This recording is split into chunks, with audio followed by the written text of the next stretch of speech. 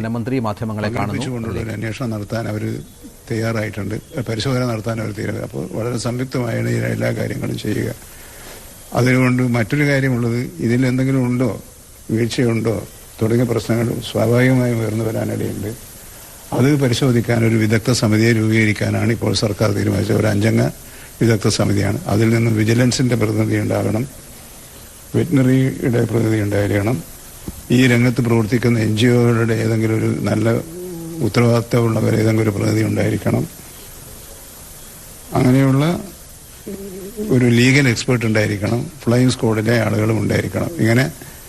ഇങ്ങനൊരു സമിതിയെക്കുറിച്ചാണ് ഇപ്പോൾ ആലോചിക്കുന്നത്. ഇത് കൂടുതൽ ശക്തിപ്പെടുത്തണമെങ്കിൽ മുഖ്യമന്ത്രിയുമായി കൂടി ആലോചിച്ച് കൂടുതൽ ശക്തിപ്പെടുത്തേണ്ട കാര്യം കൂടി പരിഗണിച്ചുകൊണ്ടായിരിക്കും സമിതിക്ക് അന്തിമ രൂപം നൽകുക. ഇതാണ് ഇപ്പോൾ പങ്കുവെക്കാനുള്ളത്. ഇതിലൊരു റേഡിയോ കോളറുള്ള ആനയാണ്, അതിന്റെ കൃത്യമായ വിവരങ്ങൾ മോണിറ്റർ ചെയ്തിരിക്കുന്നത്. സ്വാഭാവികമായും ഇതിന്റെ മൂവ്മെന്റ്സ് അല്ലെങ്കിൽ ഇതിന്റെ ഹെൽത്ത് പ്രോബ്ലം എന്തെങ്കിലും ഉണ്ടെങ്കിൽ അത് മനസ്സിലാക്കാൻ കഴിയുമോ?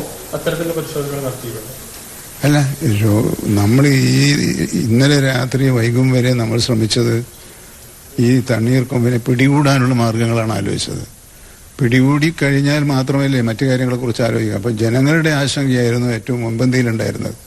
ജനങ്ങൾക്ക് വേണ്ടിയിരുന്നത് ഈ ആന ജീവിക്കുമോ മരിക്കുമോ, അതിൻ്റെ ആരോഗ്യസ്ഥിതി എന്താണെന്നൊന്നും അവർക്കൊരു പ്രശ്നമായിരുന്നില്ല.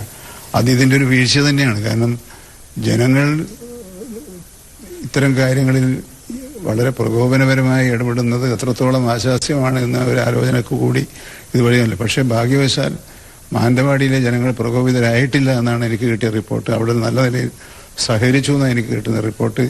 ഈ ദൗത്യത്തിൽ എല്ലാവരും സഹകരിച്ചെങ്കിലും ഒടുവിൽ അതിന്റെ ക്ലൈമാക്സ് ഇങ്ങനെ ആയിപ്പോയി എന്നതിൽ എല്ലാവർക്കും ദുഃഖമുണ്ടാകുമെന്നാണ് ഞാൻ കരുതുന്നത്.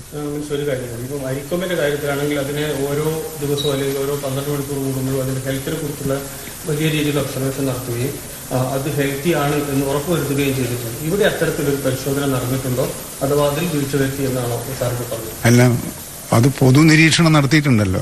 പൊതുനിരീക്ഷണം നടത്തിയാൽ പോരല്ലോ. കാരണം ആനയെ പിടികൂടി നടത്തുന്ന പരിശോധനയും ആനയെ നിരീക്ഷണത്തിലൂടെ കണ്ടെത്തുന്ന പരിശോധനയും തമ്മിൽ വലിയ വ്യത്യാസം ഉണ്ടാകുമല്ലോ. സ്വാഭാവികം നമുക്ക് ഊഹിക്കാൻ കഴിയുന്ന ഒന്നാണല്ലോ. അല്ലാതെ അതിനകത്ത് മറ്റെന്തെങ്കിലും ഉണ്ട് നമ്മൾ പറയുന്നതും ചിന്തിക്കുന്നതും എത്രത്തോളം നല്ലതാണെന്ന് എനിക്കറിയില്ല.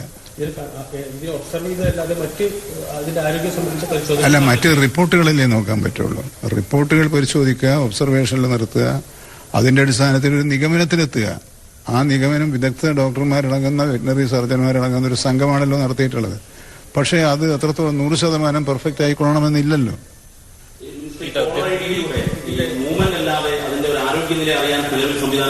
ഇല്ലില്ല, മൂവ്മെന്റ് മാത്രമേ അറിയുള്ളൂ.